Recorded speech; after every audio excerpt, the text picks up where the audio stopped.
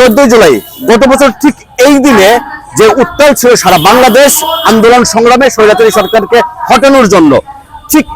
এই দিনে এই রাতে যে ঢাকা বিশ্ববিদ্যালয়ের এরিয়া থেকে কিন্তু সকল ছাত্রীরা বের হয়ে আসছিল আন্দোলন করার জন্য। আজ সেই 14 জুলাইকে কেন্দ্র করে তার স্মৃতিচারণ আপনি দেখছেন যে শহীদ মিনার চত্বরে কিন্তু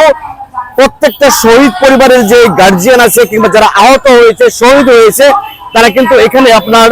কথা বলছেন, তাদের স্মৃতিচারণ করছেন। এখানে উপস্থিত আছেন বিভিন্ন সরকারের যে উপদেষ্টা মন্ডলীরা এসেছেন, তাদের গাড়ি আছে, তাদের প্রটোকল আছে, বিভিন্ন আইন শৃঙ্খলা বাহিনী কিন্তু এসেছেন এই আজকের যে অনুষ্ঠানে।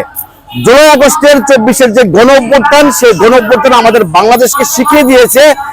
যে কোনো সরকারের বিরুদ্ধে অন্যায় যারা করবে তাদের বিরুদ্ধে রুখে দেওয়ার জন্য, দাঁড়ানোর জন্য কিন্তু প্রত্যেকটা বিশ্ববিদ্যালয়ের সরকারি বেসরকারি প্রত্যেকটা ছাত্র জনতা সাধারণ জনগণ দাঁড়িয়ে যাবে। কারণ আগামীতে যে সরকারই আসুক না কেন, যেন বাংলাদেশের বিরুদ্ধে কেউ ষড়যন্ত্র করতে না পারে,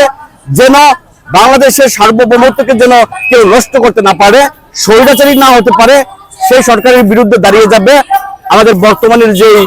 ছাত্র জনতা এবং সাধারণ জনগণ, সেটাই প্রতিফলন। এবং আজকে এই 14 জুলাই আপনার সেই অনুষ্ঠান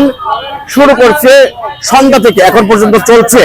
রাত 10:30 প্রায় 11:15 বাজে এখন পর্যন্ত অসংখ্য মানুষের ভিড় এই শহীদ মিনার চত্বরে।